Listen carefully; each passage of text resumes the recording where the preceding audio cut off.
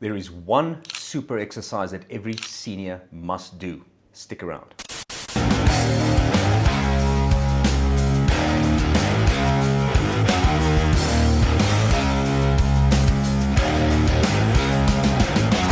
Today we are talking about one super exercise that every senior needs to master in their exercise routines. And the exercise I'm talking about is the glute bridge. So why is the glute bridge such an important exercise? Well, first of all, it's going to strengthen all the posterior muscles as well as opening up all the muscles of the anterior chain, your quads and your hip flexors as well as your core group. If you don't know who I am, my name is Marius Visser. I'm a biokineticist at the Oncology Center. And today I'm going to show you one super exercise that you can incorporate into your exercise routine that's going to help you build core strength. So why would seniors like you want to do this super exercise? Well, because of its super benefits. If you suffer from sarcopenia, maybe you've got weak glutes, balance issues, or even lower back pain, this exercise would be perfect for strengthening the glutes, the pelvis, the core, and the lower back. But there's so much more that I can show you in this exercise, plus all its little attachments. So let's get into it. So first of all, you need a firm surface to do this exercise on. You also might want to use a towel. In this case, I'm using a rolled up towel.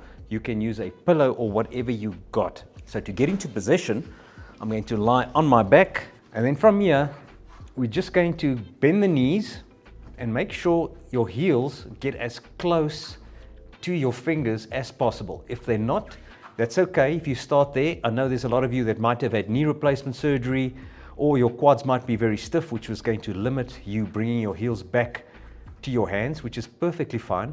Another benefit of this glute bridge exercise is the further you place your heels away and you lift, you're going to get a lot more hamstring activity. Okay, so that is not a bad thing. If you want to strengthen your hamstrings, you might get some glute, but you're not going to get the benefit of isolating the glutes on their own. So what I would recommend is get yourself as close as you can. So after we've set our heels as close as we can to our fingertips, we are going to now proceed into our first movement, and that is to lift our hips up off the floor. But to do that, we must create some form of stability in the midsection here. And our transverse abdominis muscles are going to get activated with this, as well as our obliques and our rectus abdominis and all the spinal muscles, trying to keep everything nice and aligned. Now, one more thing, I want you to be aware that your shoulder blades are going to be pushing into the bed. As you can see, my shoulders are pushing down and back and building that connection between my shoulders and my pelvis. It's very important because you don't want to have a disconnect between your upper and your lower body. This is a major connection between the lower and upper body drill. As you've noticed before, that babies actually do this before they actually learn how to walk. This is a very important step in babies' developmental. They need to go through this back bridging process in order for them to build up enough strength so that they can roll onto their bellies, press up, and eventually walk. So it's a very important exercise to help learn how to stabilize the lumbar spine together with the pelvis.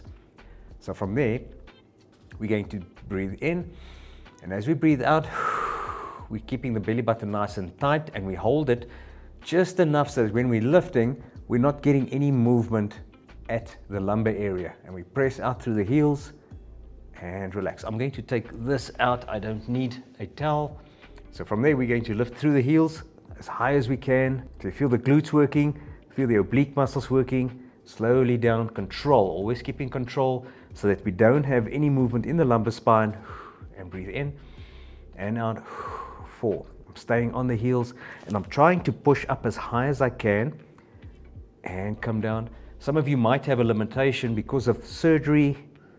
You may have a bit of weakness, so you might only be lifting up to there, but that's okay. We can start off with that. Breathe out and relax.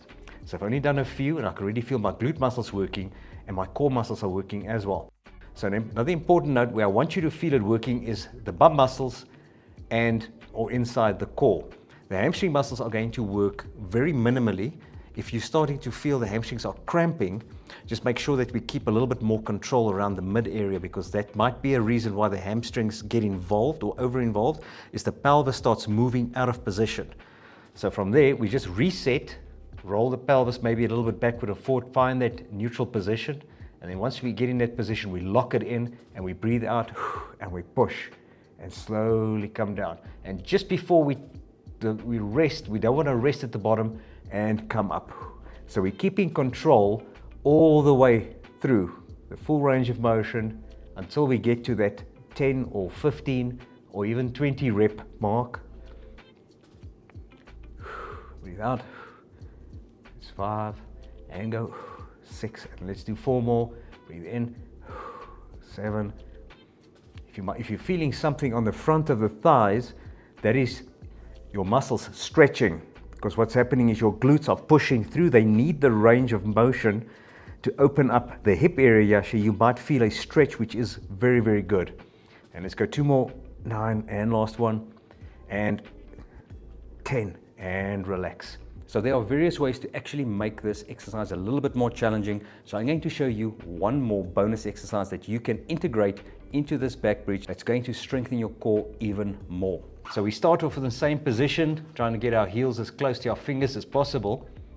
And then we're going to lift up and we're going to hold that position. And we're going to be pushing our shoulder blades down and into the ground, tightening up everything here. Now from there, we're going to go into a march. We're going to lift this leg, place it down, other one up, and place it down. Now, important to note, we don't want any dipping or twisting in the hips. So this is a little bit more challenging, making sure we're keeping everything nice and locked. And we're just walking, keeping everything up. I feel the glutes working harder. I definitely feel my core is working a lot harder to try and stop me from twisting or dropping my hips. Let's go for 3 more. 1, 2, managing my breathing. I'm keeping everything tight while breathing into my upper chest. And last one. And down and slowly down and control. So there we have it, one super exercise that you can integrate into the rest of your program to help strengthen your balance, improve your core stability, and help with your posture. If you like this video, please hit the like button, hit the subscribe button, and tell me down in the comments how your back bridging exercises are going. See you next time.